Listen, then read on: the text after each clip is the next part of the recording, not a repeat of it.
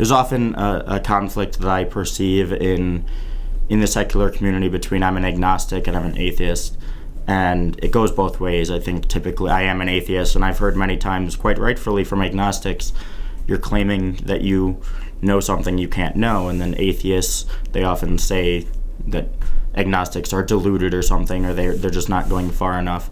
When I actually think the two answers are to two different questions that don't necessarily have to contradict.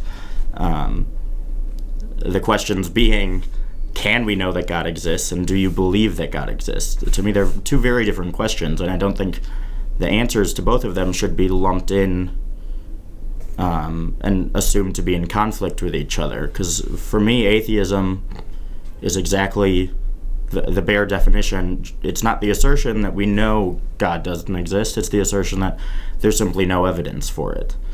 So in that sense, I don't see the two answers, atheism and agnosticism, as conflictual. I think it's one is an epistemological question about whether or not we can know. The other is talking about a belief based on that answer that we can't know.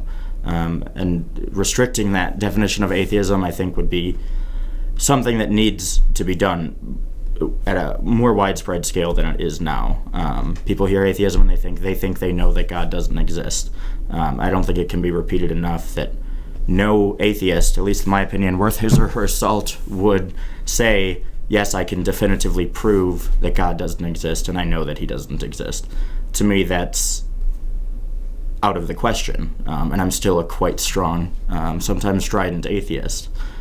So I don't see this conflict being necessary, and I don't think on the most basic level there is a need for such a dichotomous relationship between the two of them.